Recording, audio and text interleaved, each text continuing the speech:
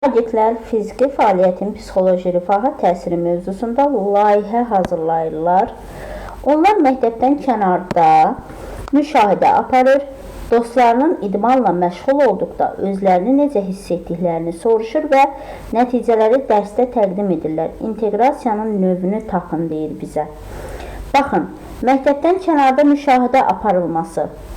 Şagirdlər fiziki fəaliyyətin psixoloji rifaha təsiri mövzusunda layihə hazırlayır. Məktəbdən kənarda müşahidə aparır. Dostlarının idman etdikdə özlərinin necə hiss etdiklərini onlardan soruşurlar və sonda nə edirlər? Nəticələri təqdim edirlər. Burada bir neçə fənnin bilikləri birləşdirilib, real həyat problemi ətrafında birləşdirilir. Əlbəttə ki, artıq burada məktəbdən kənar layihə işi hazırlanır və burada bizim variantımız olacaq. Ümumiyyətlə, əziz müdavimlər, dərslərimizdə də demişdik. Layihə hazırlanması hansı inteqrasiyaya aid idi? Real həyat problemləri ilə bağlı layihə hazırlanması fənn üstü inteqrasiyaya aid idi. Burada dediyim kimi bir neçə fənnin bilikləri ümumiləşdirilib, birləşdirilir.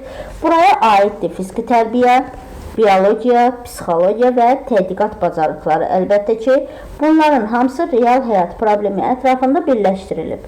Ona görə də burada doğru variantımız olacaq fənn üstü inteqrasiya. Gəlin digər variantlarda analiz edək.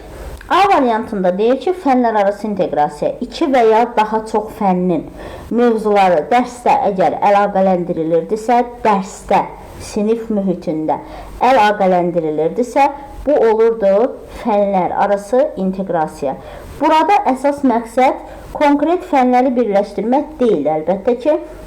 Əsas məqsəd nə idi burada? Real həyat problemini araşdırmaq idi. Ona görə də A variantı bizim üçün düzgün variant deyil.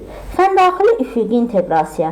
Əziz müdavimlər, necə demişdik? Demişdik, fəndaxili üfüqi inteqrasiya eyni sinifdə bir fənnin müxtəlif mövzularının əlaqələndirilməsi idi. Əlbəttə ki, yuxarıda elə bir situasiya görmürük.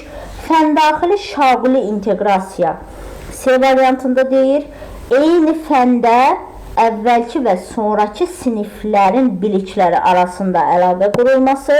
Bu da tamamən bizim situasiyaya uyğun olan variant deyil. Keçirik Y variantına. Fəndaxili fənn üstü inteqrasiya. Burada ümumiyyətlə bu sualda fəndaxili inteqrasiyanı göstərən heç bir əlamət yoxdur, əziz müdavimlər. D variantında fənn üstü inteqrasiya götürdük.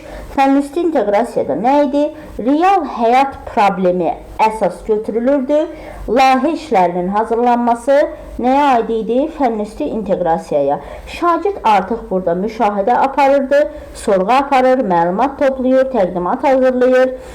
Fənn sərhədlərini aşan layihə fəaliyyəti həyata keçirdir. Ona görə də burada doğru variantımız olacaq fənn üstü inteqrasiya.